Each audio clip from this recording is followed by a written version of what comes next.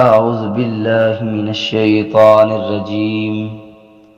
بسم اللہ الرحمن الرحیم۔ شروع اللہ کے نام سے جو بڑا مہربان نہایت رحم کرنے والا ہے۔ تکبر بہت بری چیز ہے، اس لیے عاجزی کے تکبر سے بچیں۔ آج آپ احباب کے سامنے رسالت مآب صلی اللہ علیہ وآلہ وسلم کی بارگاہ ناز کے اندر پیش آنے والا ایک خوبصورت واقعہ آپ احباب کے سامنے پیش کرنے کا موقع مل رہا ہے۔ اللہ کے نبی حضرت محمد مصطفیٰ صلی اللہ علیہ وآلہ وسلم کی بارگاہ ناز کے اندر آپ کا ایک صحابی نوجوان شخص حاضر ہوا اور عرض کرتا ہے، یا رسول اللہ صلی اللہ علیہ وآلہ وسلم، میں آپ کی بارگاہ ناز میں اپنے باپ کی شکایت لے کے آیا ہوں کہ میں ایک مزدور آدمی ہوں اور میرے بھی چھوٹے چھوٹے بچے ہیں۔ میں سارا دن کماتا ہوں اور میری کمائی کا اکثر حصہ میرا باپ بنا پوچھے اٹھا لیتا ہے اور پیسے خرچ کر دیتا ہے۔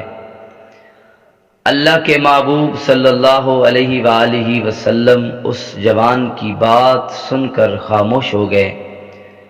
اور اس کو اپنے سامنے بٹھایا اور کہا کہ بتاؤ کیا ماجرا ہے۔ عرض کی، یا رسول اللہ صلی اللہ علیہ وآلہ وسلم، میں ایک مزدور آدمی ہوں اور سارا دن مزدوری کرتا ہوں اور میرا باپ بنا پوچھے میری کافی ساری کمائی مجھ سے اٹھا لیتا ہے اور خرچ کر دیتا ہے۔ حضور آپ انصاف فرمائیے۔ اللہ کے نبی حضرت محمد مصطفیٰ صلی اللہ علیہ وآلہ وسلم نے اس کے باپ کو بلایا۔ جب پیغام اس کے بوڑھے باپ کے پاس پہنچا، اس نے اپنی زبان سے تو کوئی الفاظ نہ نکالا، لیکن دل ہی دل میں اس نے اپنے بیٹے کے لیے چند اشعار کہے جو اللہ تبارک و تعالی نے عرشوں پر سن لیے،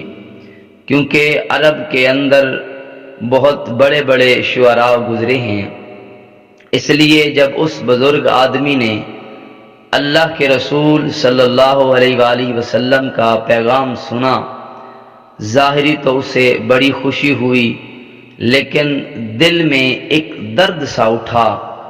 ایک عجب سی کیفیت سی بنی کہ وہ بیٹا جس کے لیے میں نے اپنی زندگی داؤ پر لگا دی، آج اس نے رسول اللہ کی بارگاہ میں میری شکایت کی ہے۔ اس نے دل ہی دل میں چند اشعار کہے اور اللہ تبارک و تعالی کے پیارے حبیب کی بارگاہ میں حاضر ہونے کے لیے اپنے گھر سے نکلا، اور ادھر جبرائیل امین تاجدار مدینہ سرور قلب و سینہ صلی اللہ علیہ وآلہ وسلم کی بارگاہ ناز میں حاضر ہوا اور عرض کی، یا رسول اللہ صلی اللہ علیہ وآلہ وسلم، اللہ فرماتا ہے کہ جو آدمی بوڑھا شخص آپ کی بارگاہ میں حاضر ہونے والا ہے، اس نے اپنے دل میں چند اشعار کہے ہیں، ان سے کہنا کہ داستان سنانے سے پہلے وہ اشعار سنا دے۔ تو جب وہ بوڑھا آدمی اللہ کے پیارے حبیب صلی اللہ علیہ وآلہ وسلم کی بارگاہ ناز میں پہنچا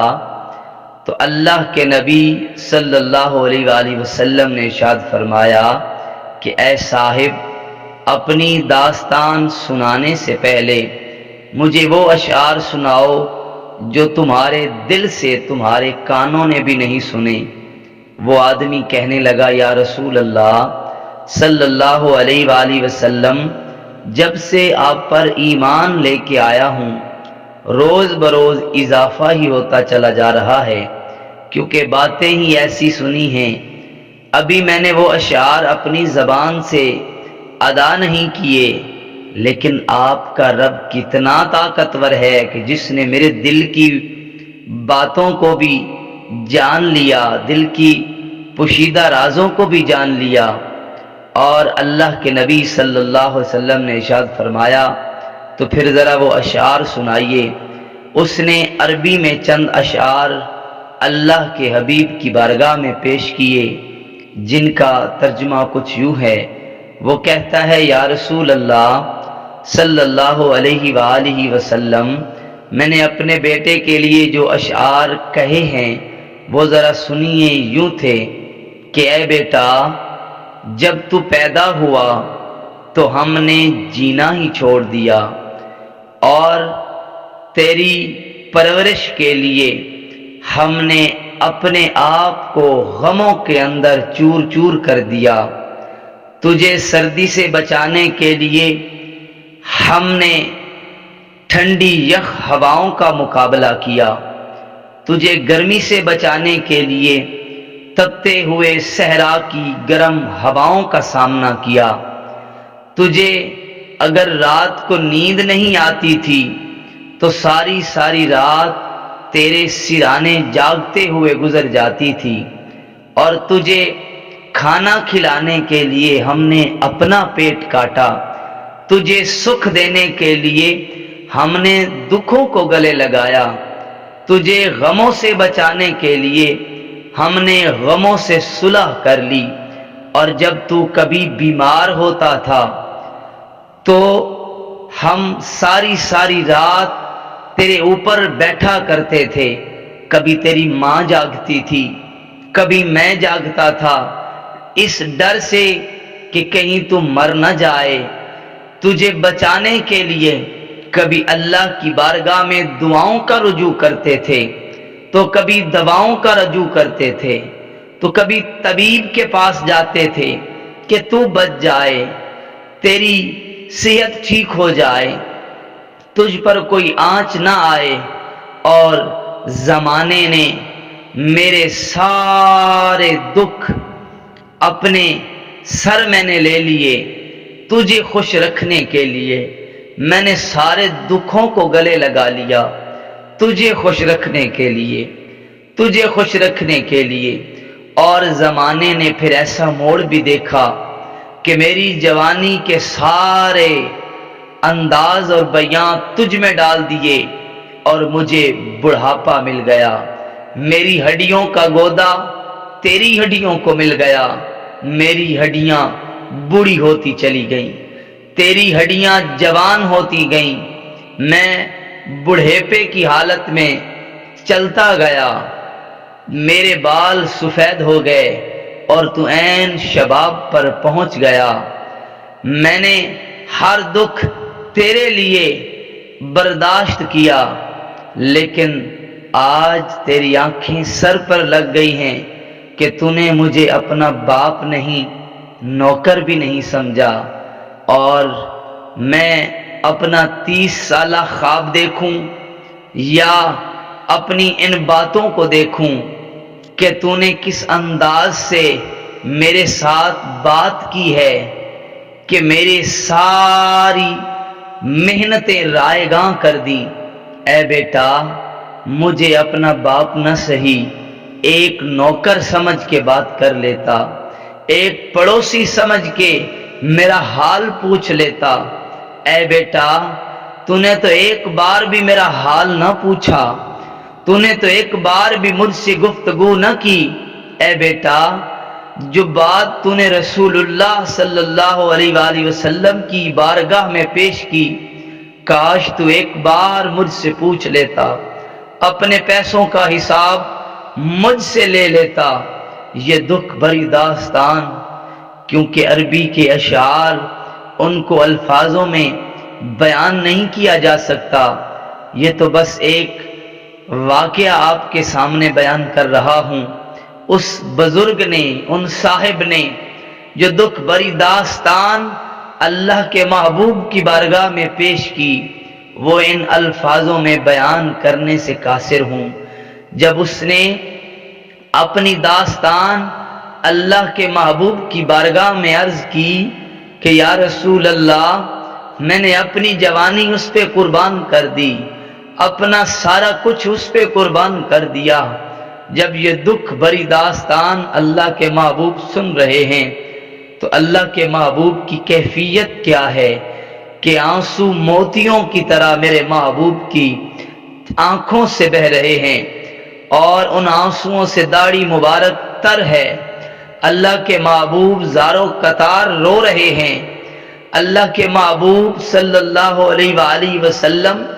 ان صاحب کی اس دکھ بری داستان سن کر اتنا روئے، اور ایک ہی لمحے میں یہ فیصلہ یوں سنایا۔ اس کے سینے پہ اللہ کے محبوب نے ایک مکہ مارا اور کہا کہ جاؤ، میری نظروں سے دور ہو جاؤ، تمہارا مال سب کچھ تمہارے باپ کا ہے، تو بھی اپنے باپ کا ہے، تیرا مال بھی تیرے باپ کا ہے۔ تو احباب ذی وقار، اصل اس واقعے کا مقصد بیان کرنا یہ ہے کہ اللہ کتنا عظیم ہے کہ وہ دلوں کی پوشیدہ باتوں کو بھی جانتا ہے، دلوں کے رازوں کو بھی جانتا ہے، اور اپنے بندے کے دل کی کیفیات کو بھی جانتا ہے۔ احباب ذی وقار، والدین وہ انمول رشتہ ہے جس رشتے سے کائنات کے اندر ایسا پیار نہیں ملتا۔ اگر اس رشتے میں کوئی دراڑ پڑ جائے تو یہ دراڑ ایک بار جب پڑ گئی تو ساری زندگی یہ دراڑ مکمل نہیں ہو سکتی۔ اللہ تبارک و تعالیٰ کی بارگاہ میں دعا ہے کہ اللہ ہمارے والدین کو سلامت رکھے، اور جن کے والدین چلے گئے اللہ ان کی بخشش فرمائے۔ امید کرتے ہیں کہ آج کی یہ ویڈیو آپ کو پسند آئی ہوگی۔ پسند آئی ہے تو لائک کیجئے، سبسکرائب کیجئے اور گھنٹی کے نشان کو دبا دیجئے تاکہ آنے والی ہر نئی ویڈیو آپ احباب تک جلد از جلد پہنچ سکے۔ دعا کرتے ہیں